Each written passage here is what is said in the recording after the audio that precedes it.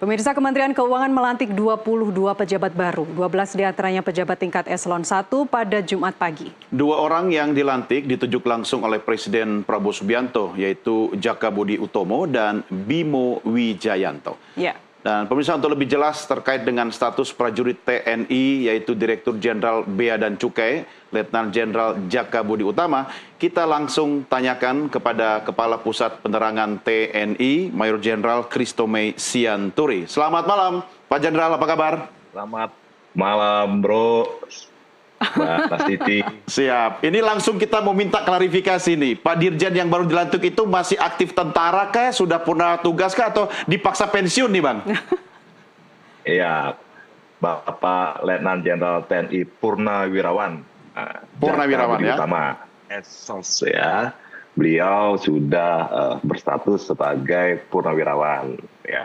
Karena pada tanggal 5 Mei 2025 itu sudah keluar keputusan Panglima TNI nomor Kep 566 5 Romawi 2025 tentang pemberhentian dan pengangkatan dalam jabatan lingkungan TNI. Jadi beliau dijadikan staf khusus, Patih khusus Kasat ya pada tanggal itu. Kemudian Mabes TNI bersurat kepada Sesmilpres pada tanggal 6 Mei 2025 tentang usul pemberhentian dengan hormat atas nama Legend TNI Jaka Budi Utama. Jadi tanggal 6 Mei kita sudah bersurat ke Sesmilpres untuk proses administrasi, kan menunggu kepres dari Presiden tentang pemberhentian atau pengunduran diri beliau sebagai prajurit aktif. Baru pada tanggal 14 Mei 2025 itu keluarlah kepres RI nomor 37 garis miring TNI garis miring 2025 tentang pemberhentian dengan hormat perwira tinggi TNI atas nama Legend TNI Jaka Budi Utama (ESOS) NRP 190042211167 terhitung mulai tanggal 6 Mei 2025. Nah, artinya berdasarkan Kepres tadi status yang bersangkutan resmi sebagai seorang purnawirawan atau pensiunan.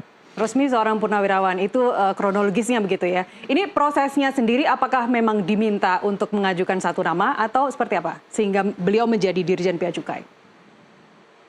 Ya, kalau pengajuan namanya itu kan ditanyakan ke Kementerian Keuangan, Mbak. Tapi yang jelas artinya ketika Kementerian Keuangan mengusulkan Letnan Jenderal TNI Jaka Budi Utama sebagai Dirjen Bea Cukai, tentunya beliau sudah harus mengajukan pengunduran diri atau pensiun dini dari sebagai prajurit aktif.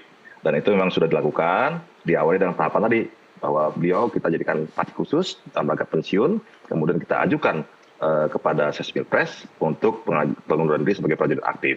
Dan kita tunggu Kepresnya keluar tanggal 14, menyatakan bahwa beliau sudah sebagai purnawirawan. Disetujui untuk pensiun dini. Ya, Jenderal Chris, ini sebenarnya usia pensiun Dirjen kita ini apakah memang sudah memasuki usia pensiun secara resmi kalau kita lihat dari karirnya di militer atau belum sebenarnya? Ya, beliau kan umurnya kalau saya tidak salah berarti kelahiran tahun 67. Dari nomor registrasi pusatnya kita bisa lihat beliau kelahiran bulan 11 tahun 67, artinya bulan 11 tahun 2025 tepat berusia 58 tahun. Kan gitu ya. Nah, kemudian beliau tapi sudah mengajukan pensiun dini, artinya ya tidak perlu sampai puncak pada pensiun, sudah bisa dipurnawirawankan gitu. Oke, artinya memang sebenarnya masih aktif tetapi sudah menjelang purna tugas pensiun ya, kemudian mendapatkan kepercayaan dari Presiden bertugas di tempat yang lain. Nah, pertanyaan berikutnya Pak Jenderal, ini soal Direktorat Jenderal Bea dan Cukai ini kan selalu mendapat sorotan dari masyarakat, sehingga apakah memang perlu harus dikawal oleh seorang prajurit TNI di situ meski sudah purna tugas atau ada alasan lain? Ya, kalau apa urgensi dan alasannya kenapa Pak Jaka Budi diminta, mungkin harusnya bertanya ke Kementerian Keuangan, bukan kepada saya, Kementerian TNI. Karena kan kami hanya diminta untuk menyiapkan siapa personil yang cocok dan pantas untuk mengawaki Dirjen Bea dan Cukai dihadapkan pada tugas-tugas dan tantangan yang dihadapi oleh Bea dan Cukai di masa yang akan datang. Nah gitu ya. Kenapa Pak Jaka Budi? Mungkin ada pertimbangan-pertimbangan tertentu yang pasti bahwa beliau mempunyai karakter yang bagus, kemudian mempunyai jiwa kepemimpinan yang baik, artinya bisa merapikan apa yang ada dalam organisasi Bea dan Cukai sehingga sesuai dengan apa yang diinginkan oleh pemerintah. Artinya saat ini TNI ketika personelnya diminta, kita menyesuaikan Undang-Undang Nomor 3 Tahun 2025 ya, tentang TNI itu sesuai apalagi pasal 47 bahwa semua prajurit TNI aktif yang mendapat jabatan di luar 14 kementerian dan lembaga, dia harus mengajukan pensiun dini atau mengundurkan diri dari prajurit aktif. Ada kata-kata khusus ketika mengajukan pensiun dini kemarin atau setelah pelantikan ini ada cerita langsung ke Puspen misalnya?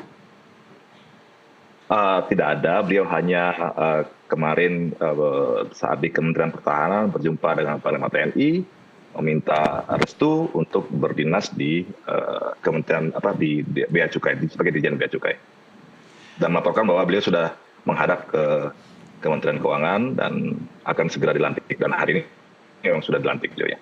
Ya, Jenderal, ini kalau kita bicara tentang TNI, prajurit TNI kan harus selalu siap bertugas dimanapun, baik di ladang militer ataupun di sipil. Tapi kan kita tahu bahwa pemerintah punya ekspektasi yang cukup tinggi menutup beberapa kebocoran pemasukan negara termasuk dari sektor bea dan cukai. Apakah ada pesan itu yang menjadi muatan sehingga Jaka Budi yang menjadi sosok yang paling tepat untuk memimpin bea cukai dari perspektif Anda, TNI misalnya?